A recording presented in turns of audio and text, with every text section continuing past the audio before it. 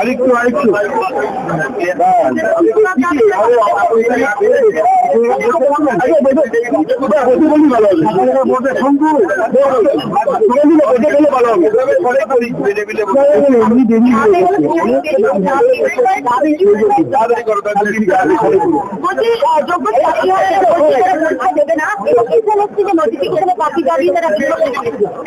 দেখুন, আমরা প্রথম থেকে বলে এসেছি, আমি কোর্টের রায় যতটা বুঝতে পেরেছি যে মাননীয় মুখ্যমন্ত্রী প্রথম থেকে শিক্ষার্থীদেরকে, অর্থাৎ যারা শিক্ষক কিন্তু তারা বর্তমানে শিক্ষার্থীতে পরিণত হয়ে গেছেন, তাদের পরীক্ষা দেওয়ার কথা বলা হচ্ছে, তাদেরকে বোকা বানাচ্ছে। ললিপপ দিয়েছিলেন উনি বলেছিলেন আমি তোমাদের সাথে আছি, পাশে আছি, কিন্তু কিচ্ছু করেননি।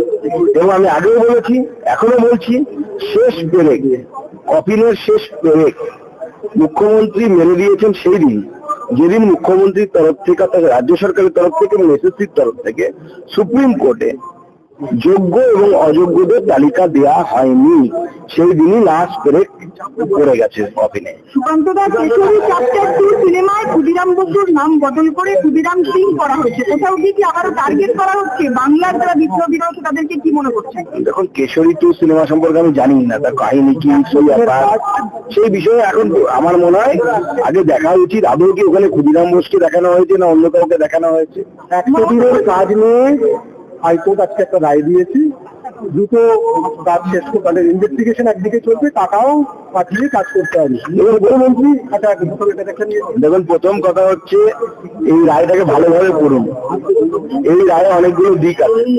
প্রথম দিক বলেছে যে পুরনো কোনো বিষয় নিয়ে কোর্ট কত কথা বলেনি, বলেছেন আগস্ট মাস থেকে শুরু করতে বলেছে। এবং তার সাথে সাথে আমার যেটা মনে হয় যে এখনো সুপ্রিম কোর্ট বাকি আছে, সুপ্রিম কোর্টে স্বাভাবিকভাবে বিভিন্ন পার্টি যারা আছে তারা যেতে পারেন। আমার মনে হয় তারপরে মন্তব্য করা ভালো। কিন্তু এই রায়ে কেন্দ্র সরকারকে বিশেষ অধিকার দেওয়া হয়েছে কয়েকটি। তার মধ্যে একটি হচ্ছে অবজারভেশন পশ্চিমবঙ্গের প্রত্যেক জেলায় কেন্দ্র সরাসরি করতে পারবে, এবং তার সাথে সাথে কেন্দ্র সরকার পশ্চিমবঙ্গের জন্য, মানে পশ্চিমবঙ্গের 100 দিনের কাজের নিগরানির জন্য বিশেষ নিয়ম কানুন তৈরি করতে পারবে, যা অন্য রাজ্যের ক্ষেত্রে লাগু নয়। এই যে পশ্চিমবঙ্গকে সেপারেটলি ট্রিট করার যে ব্যবস্থা, কোর্টের রায় প্রমাণ করছে যে কোর্ট আরো একবার অ্যাকনলেজ করলো যে পশ্চিমবঙ্গ সরকার 100 দিনের কাজে দুর্নীতি করেছে। সংবিধান হত্যা দিবস পালন করবে না, তাহলে রোজই সংবিধান হত্যা দিবস পালন করতে হবে, এটা রাজনৈতিক উদ্দেশ্য। মমতা বন্দ্যোপাধ্যায় নিজের পাপ ঢাকার জন্য এটা বলছেন। মমতা বন্দ্যোপাধ্যায় প্রতিদিন সংবিধানকে হত্যা করেন। মমতা বন্দ্যোপাধ্যায়ের পুলিশ মন্ত্রী থাকা অবস্থায় ধর্মের কারণে সেই দৃষ্টিকে ধর্মীয় সংখ্যালঘু হওয়ার জন্য চন্দন আর হরগোবিন্দ দাসের জীবন চলে গেল। সংবিধান হত্যা নয় এটা।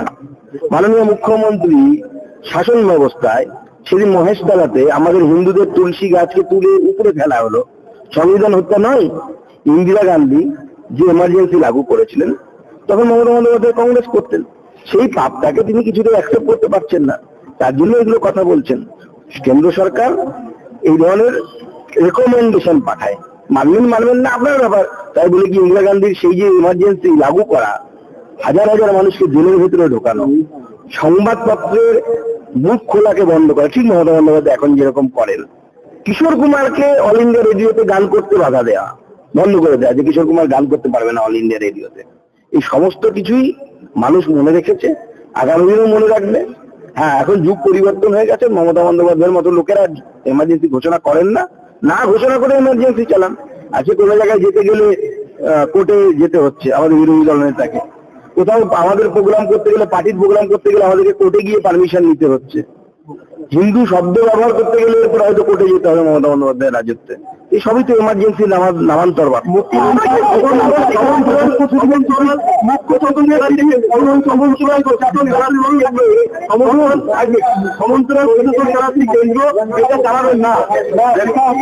সচিবের চিঠিটা দেখিয়ে উনি বলছেন যে চিঠিটা মুখ্য সচিবকে পাঠানো হয়েছে কেন্দ্রের তরফে সংবিধান হত্যা দিবস পালন নিয়ে, সেই নিয়ে উনি বলছেন যে সমান্তরাল একটা প্রশাসন চালাচ্ছেন কেন্দ্র রাজ্যে।